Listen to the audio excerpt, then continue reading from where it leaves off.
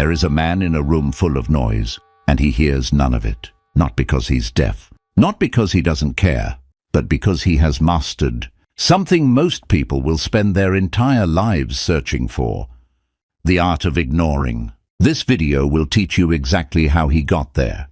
2,000 years ago, a man sat in the most powerful position on earth. He commanded armies. He governed an empire stretching from Scotland to Syria. Every person on the planet, it seemed, needed something from him. Every hour brought new problems, new crises, new voices demanding his attention. His name was Marcus Aurelius, Emperor of Rome.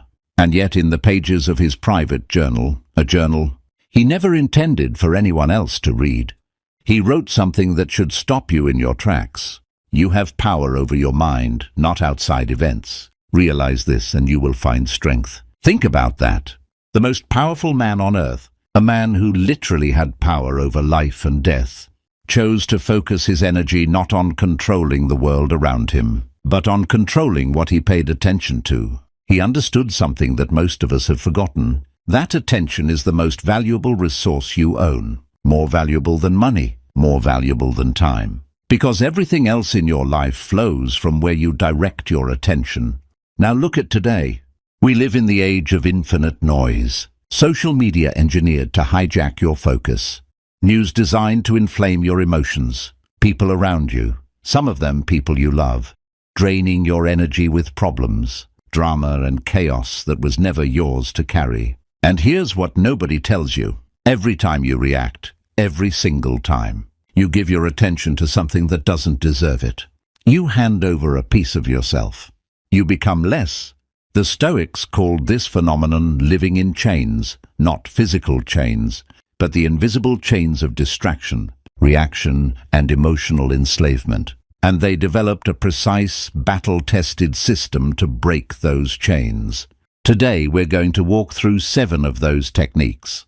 Not vague philosophy, not motivational fluff. 7 specific, actionable methods that you can start applying today. But I want to warn you about something before we begin. These techniques are not for people who want an easy life. They are for people who want a meaningful one. They are for the person who is tired of being thrown around by the world, tired of reacting, tired of being triggered, tired of caring what everyone thinks. If that's you, stay with me, because by the end of this video, you will understand why the most powerful skill you can develop in the 21st century is not productivity, not networking, not even intelligence. It is the art of ignoring. And before we go any further, if you found this channel because you're searching for something real, something that actually changes the way you think and live, hit that subscribe button. This community was built for exactly the person you're trying to become. Now let's begin. Technique number 1, the dichotomy of control. Epictetus was born a slave, not metaphorically, literally a slave. He owned nothing. He could control nothing about his external circumstances. His master once twisted his leg to the point of breaking it, reportedly just to demonstrate his power. And Epictetus looked at him calmly and said, "You are going to break it." When it snapped, he said, "Did I not tell you so?" No screaming, no begging, no rage, just clarity. How? Because Epictetus had already done something most people never do. He had drawn a clear, permanent line in his mind between 2 categories of things within his control and things outside of it. In his masterwork, the Enchiridion, he opens with these exact words: "Some things are in our control and others not. Things in our control are opinion, pursuit, desire, aversion. In a word, whatever are our own actions. Things not in our control are body, reputation, command, and in one word, whatever are not our own actions." Read that again. Body, reputation, command. These are not in your control. What is in your control? Your opinions, your choices, your responses, your values. Here's what makes this the foundation of everything else on this list. Most of the things you currently spend your energy on, other people's opinions of you. Whether your ex moved on, whether your colleague got the promotion, whether someone liked your post, none of it is in your control. And the Stoics would say this: spending energy on what you cannot control is not just inefficient. It is self-inflicted suffering. Let me give you a modern example.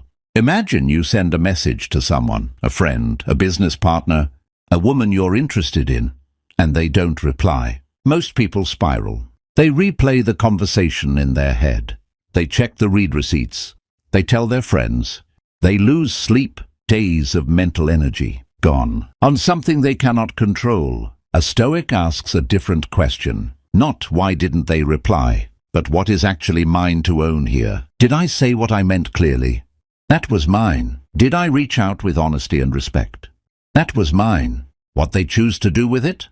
Not mine. Never was. Never will be. This is the first technique of mastering the art of ignoring. Draw the line. Every morning, and this is a practice, not a one-time insight. Every morning, look at what is occupying your mind and ask, is this mine to control? If yes, act on it. If no, release it. Not because you're passive, but because engaging with it is a waste of the only life you have. Marcus Aurelius put it this way: never esteem anything as of advantage to you that will make you break your word or lose your self-respect. And here's the deeper truth. When you stop pouring energy into what you can't control, you discover something remarkable. You suddenly have enormous energy for what you can control. That's when things start to change. I want to ask you something, and I genuinely want you to think about this. What's the one thing you've been carrying in your head this week that you have absolutely no control over? Leave it in the comments. You might be surprised how many people are carrying the exact same weight. Technique number 2, the practice of selective indifference. There's a word the Stoics used that makes modern people deeply uncomfortable: apatheia. We translate it as apathy and immediately assume it means not caring about anything, being cold, being disconnected. That's completely wrong. Apatheia, in its original Greek, means something far more precise. Freedom from irrational, destructive passions. It doesn't mean you feel nothing. It means you choose what is worth feeling strongly about. This is what I call selective indifference, and it is one of the most powerful and misunderstood concepts in all of Stoic philosophy. Think about the average day in your life. Someone cuts you off in traffic, you feel a surge of anger. A stranger on the internet leaves a nasty comment, you stew over it for an hour. A coworker takes credit for your idea in a meeting, your blood boils. Your phone dies at 11%, stress. Your team loses, your whole evening is ruined. Now I want you to honestly ask yourself, how many of those reactions truly were worth the energy? The Stoics were not saying, feel nothing. They were saying, reserve your emotional energy for things of actual moral weight. The death of a loved one, worthy of grief. A profound injustice, worthy of righteous anger. A true victory and worthy of quiet pride. But the comment, the cut-off, the like that never came. Indifference, deliberately chosen, deliberately practiced. Seneca wrote in one of his letters, we suffer more in imagination than in reality. Most of the emotional storms you experience daily are not responses to real danger. They're responses to inconvenience, to ego, to the gap between how you thought the world would behave and how it actually did. Selective indifference is the practice of installing a filter between the external event and your internal reaction. Here's how you develop that filter. Step 1. The pause. Before you react to anything, traffic, an email, a text, a comment, pause. Even 1 second. Create a gap between stimulus and response. In that gap is your freedom. The Stoics called this prosouche, attention to oneself. The practice of catching yourself before the reaction fires. Step 2. The weight test. Ask, will this matter in a year? In 5 years? At the end of my life? Most of what triggers you daily fails this test spectacularly. Step 3. The redirect. Once you've passed the weight test and decided this doesn't warrant your reaction, consciously redirect your attention to what does. Your work, your family, your purpose, your growth. Marcus Aurelius wrote, confine yourself to the present. Not yesterday's insult, not tomorrow's fear, the present, this moment, this action, this person in front of you, that is worthy of your attention. Everything else, selective indifference. Technique number 3, the inner citadel. Marcus Aurelius had a concept he returned to again and again. throughout his meditations. He called it the inner citadel, and it's one of the most powerful mental images in the history of human philosophy. Imagine your mind as a fortress. Not just any fortress, an ancient, magnificent citadel. Stone walls 10 feet thick, gates of iron, a keep at the center where the most important things are stored. On the outside of those walls, everything the world can throw at you. Criticism, failure, chaos, loss, other people's opinions, social media, the noise of the age. Inside, you, your values, your clarity, your sense of self. Now, most people live with the gates wide open. Every insult walks straight in and sets up camp. Every piece of bad news floods the halls. Every opinion of a stranger paints the walls. Marcus Aurelius wrote, "You have power over your mind, not outside events. Realize this and you will find strength." And elsewhere, the impediment to action advances action. What stands in the way becomes the way. This is the citadel principle. The world cannot destroy what is inside you unless you open the gates. Building your inner citadel is not a passive thing. It requires active construction, daily. And here are the 3 bricks you build it with. Brick 1, clarity of values. Know what you stand for. Write it down if you have to. A man who doesn't know his values is a man with no walls. He can be pushed in any direction by whoever is loudest.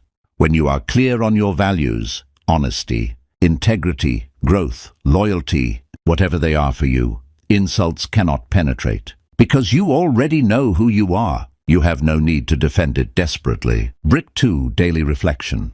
The Stoics were obsessive journal writers. Marcus Aurelius wrote every night. Seneca wrote letters to himself. They called this practice the examination of conscience. At the end of each day, what disturbed my citadel today? Did I let something in that I shouldn't have? What can I do better tomorrow? This daily audit strengthens your walls each night. Brick 3, voluntary hardship.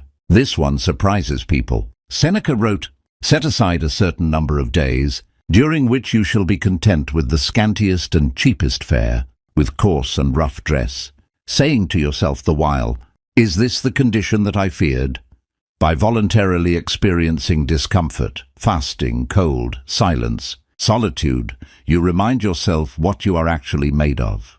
You discover that the things you fear losing cannot touch the core of who you are. Your citadel becomes real because you've tested its walls.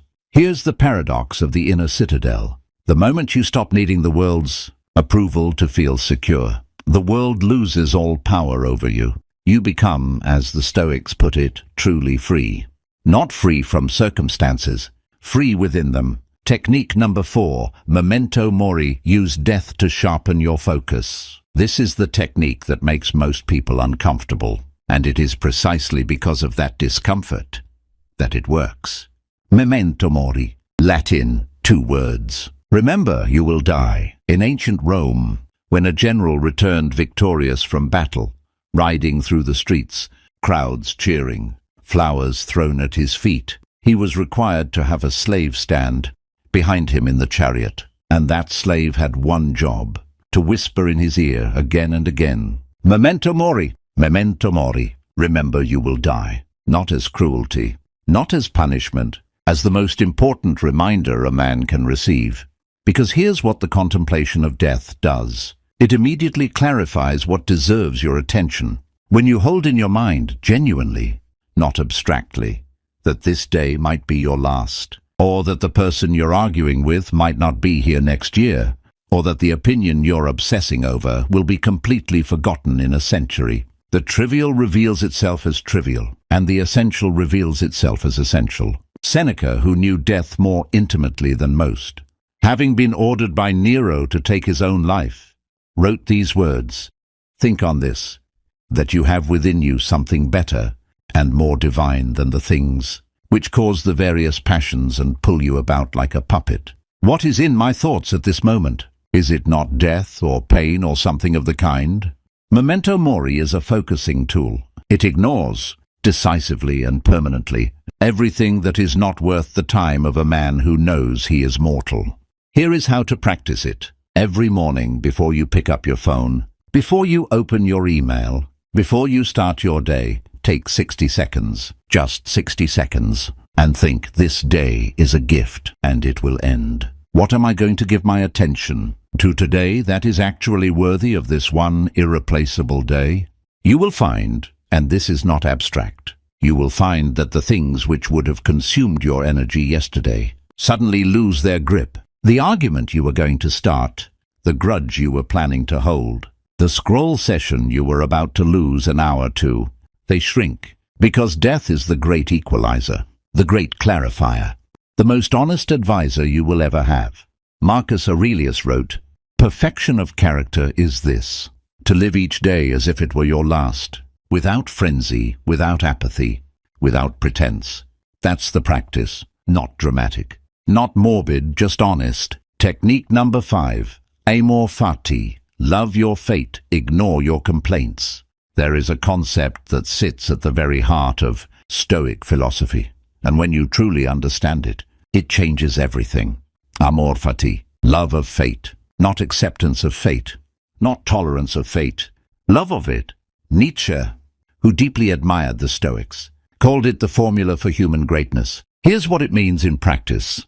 Not only do you accept everything that happens to you, the losses, the betrayals, the failures, the humiliations, you actively choose to love them. You choose to see them not as obstacles but as material. Marcus Aurelius wrote, "A blazing fire makes flame and brightness out of everything that is thrown into it." That is the Stoic vision of a man who has mastered amor fati. He doesn't complain about the cold.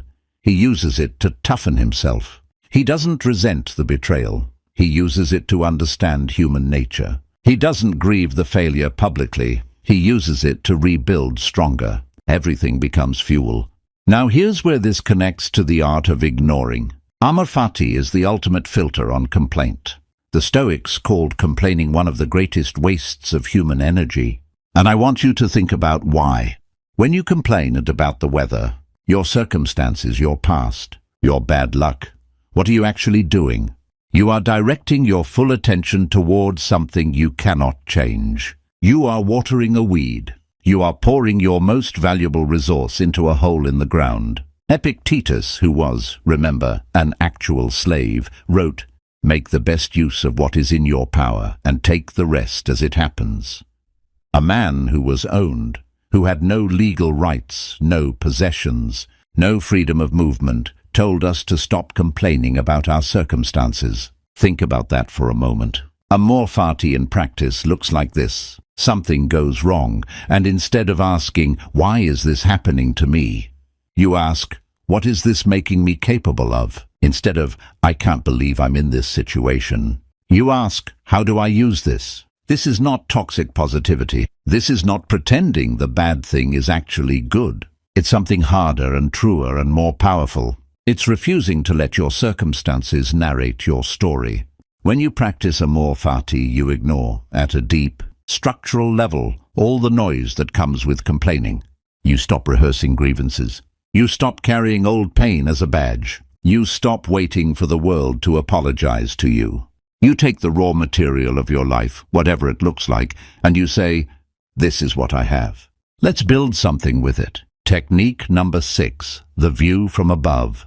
Marcus Aurelius had a meditation practice that modern neuroscience is only just beginning to understand. He called it the view from above. Here's what he wrote. "Perfection of character is this, to live each day as if it were your last, without frenzy, without apathy, without pretense." And in another passage, how many a Chrysippus, how many a Socrates, how many an Epictetus have time already swallowed up? He was asking himself, look how many brilliant, powerful, famous people have already vanished into history completely. Where is the urgency in your petty drama? The view from above is a visualization technique, and it is genuinely one of the most effective tools for dissolving the mental noise that consumes us.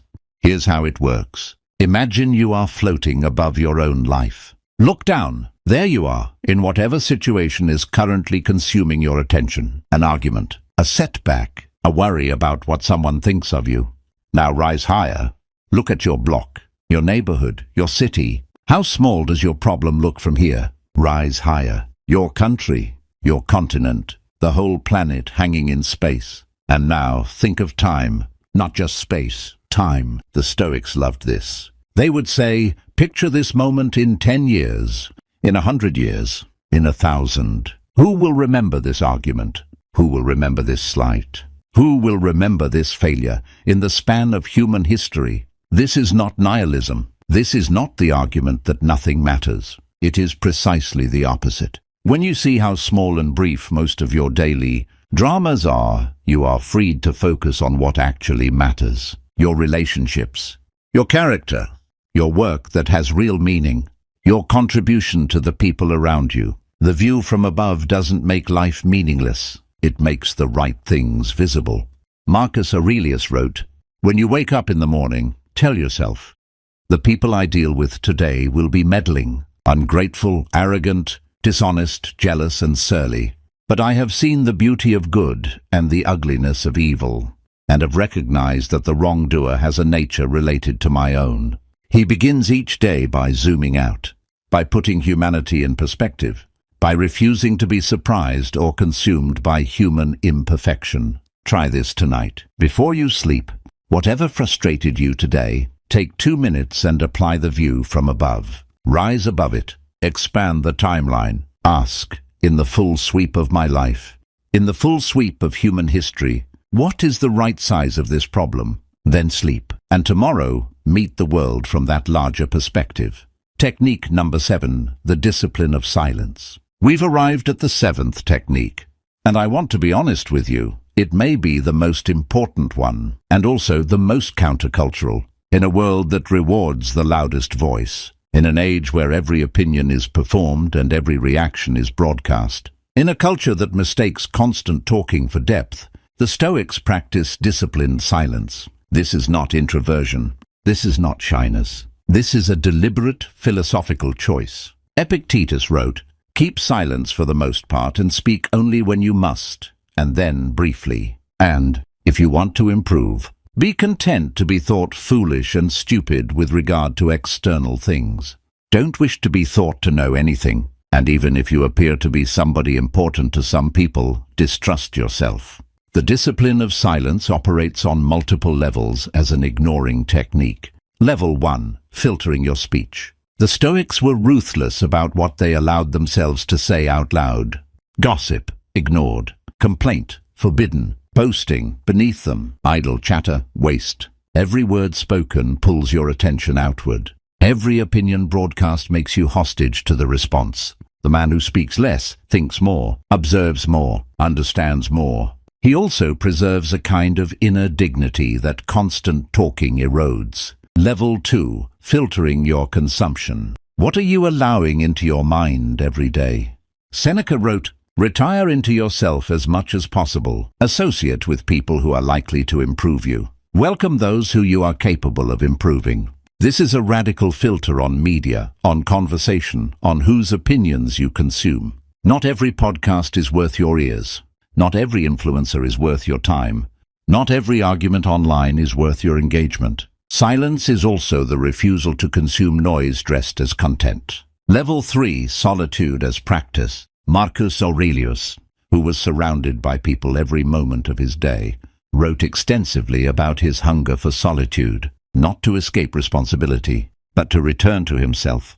He wrote, "Nowhere can man find a quieter or more untroubled retreat than in his own soul." The practice here is simple and deeply uncomfortable for modern people. Spend time daily in real silence, not silence with a podcast, not silence between scrolls, real silence. Walk without music, sit without your phone, drive without the radio. Let your own mind surface. Many people are afraid of this, and that fear is data that it tells you how loudly the world has colonized your attention. The discipline of silence reclaims that territory. Here's what the Stoics knew. A man who is comfortable in silence cannot be easily manipulated by noise. A man who guards his speech cannot be easily destabilized by drama. A man who controls what enters his mind controls, ultimately, who he becomes. Silence is not emptiness. It is the space in which wisdom can actually hear itself. We've covered a lot of ground together today. 7 techniques. 7 tools forged in the fires of ancient philosophy and tested against the hardest circumstances human beings have ever faced. Let's bring them together one final time. 1. The dichotomy of control. Draw the line between what is yours and what isn't. Engage only with what is yours. 2. Selective indifference. Install the filter. Reserve your emotional energy for what has genuine moral weight. 3. The inner citadel. Build the fortress of your values and your character. Guard the gates. 4. Memento mori. Let the awareness of death clarify what is worth your one irreplaceable day. 5. Amor fati. Love your fate. Take what comes and make it material. Stop watering the weeds of complaint. 6. The view from above. Zoom out. Let cosmic perspective dissolve your daily dramas. 7. The discipline of silence. Guard your speech, your consumption, your solitude. Reclaim your mind. These techniques are not a weekend project. They are a life's work. Marcus Aurelius practiced them for decades and still wrote reminders to himself in his journal, still fought the same internal battles, still struggled with the same human weaknesses we all face. But he kept returning, every day, to the practice. And that is the difference between the man who is thrown around by the world and the man who moves through it, with deliberate, quiet power. Seneca wrote, "It is not that I'm brave, it is that I know what is worth fearing." And I would add, it is not that the Stoic doesn't care, it is that he knows, with precision and with practice, what is worth caring about. That knowledge is the art of ignoring, and it is an art available to every single one of us. If this video changed the way you're going to approach your day tomorrow, if one of these 7 techniques landed and you're going to carry it with you, leave a comment below and tell me which one. Was it the inner citadel? The dichotomy of control? Amor fati? Tell me. This community is built on real conversation, and I read every comment. And if you're not subscribed yet, this channel exists to bring you the wisdom of the Stoics, distilled and made practical for the life you're actually living. Subscribe and share this with one person who needs to hear it today. Until next time, remain the obstacle, become the way.